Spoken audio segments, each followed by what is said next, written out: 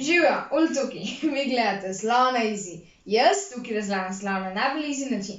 Današnja snov je ena od tistih, s katero sem skoraj 100 let zavlačeval. Ne hecam se. Zato, ker moram o njej povedati najmanj 1000 in eno stvar. In definitivno se ne da vsega tega stlačiti v en filmček. Gante kaj? To so zaimki. In ja, ta 1/5, ja, pravilno ste sklepali, to pomeni, da je danes prvi filmček od 5. Ja, preden pa nadaljujem, se pa vprašimo, kaj zaimki sploh so. No, zaimki so besede, ki nadomestijo samostalnike. Torej, na primer, videl sem Aleša in ta Aleša je samostalnik. Če pa to nekako pretvorimo v zaimek, bo pa bilo videl sem ga in ta ga je zaimek. Torej, nadomestijo tudi svojilne pridevnike. Torej, to bi bilo na primer, parkiran je Alešev avto. Alešev je v bistvu svojilni pridevnik, če pa to zdaj nekako pretvorim v zaimek, bo pa to bilo, parkiran je njegov avto. In ta njegov je pa zaimek. Okej. Torej, so pa tudi tisti, ki sledijo mojemu prstu. Torej, tukaj, tisti, tam in tako naprej. In so pa tudi tisti,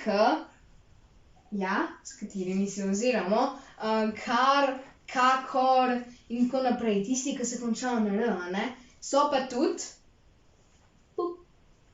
ne zvezam, to ni uganka za vas, so pa tudi vprašalnice, torej na primer kateri, kakšen, ali pa tudi na primer komu in tako naprej.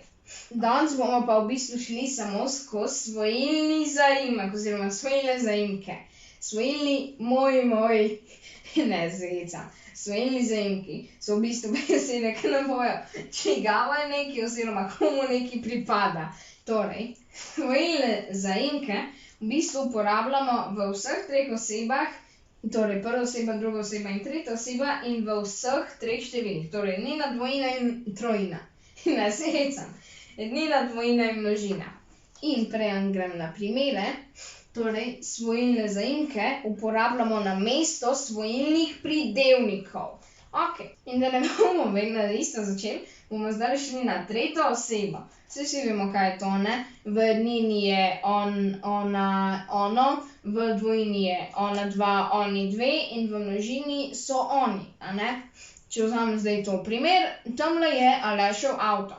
Alešev je svojilni pridevnik. Če pa zdaj ta svojilni pridevnik zamenjamo s svojilnim zaimkom, velika in pomembna razlika, pa bo ratalo, tamle je njegov avto.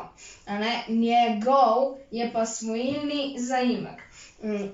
Ali pa na primer, parkiran je Kimin in Lotin avto. Kimin in Lotin je svojilni pridevnik, zdaj pa to pretvorimo v svojilni zaimek, pa bo ratalo, tamle je njun avto, a ne? Njun avto, a ne? Pa, če ne veste, Kim in Loti sta moji sestri. To zdajle je bilo v dvojini. In če v množini bi bilo, na primer, tamle je sosedov travnik, a ne? In sosedov je že spet svojilni pridevnik. Če pa damo to v svojilni zaimek, bo pa bilo, tamle je njihov travnik, a ne? Zdaj spet, to je bila tretja oseba. Easy, razumljivo, ne? Gremo na drugo osebo. To si ti, ki gledaš ta filmček, ali pa vidva, ki gledata ta filmček, ali pa vi, ki gledate ta filmček. Torej bi bil, tvoj avto, vajin avto in vaš avto. Vaš avto.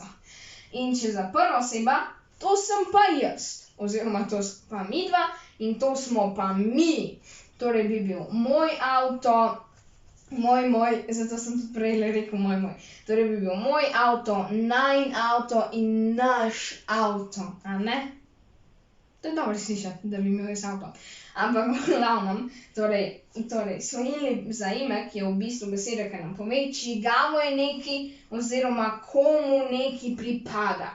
In to je to. Upam, da vam je bil ta filmček všeč. Če vam je bil, ga mogoče všečkite in mogoče se naročite na YouTube kanal Slona Easy. Mogoče si ogledate še YouTube kanal Matana Easy, ki je zdaj malo večji kot Slona Easy. Glavno, lepo se imejte. Čau! In oglejte si še mojo računalniško dobro vilo Hestia Pro. Prodajajo računalnike, dele za računalnike, tipkovnice, miške, diske in veliko drugih stvari. Nahajajo se nasproti Aleje v Ljubljani v Šiški. Še enkrat velika hvala, ker ste mi podarili računalnik, na katerem sem zeditil ta filmček. Hvala vam.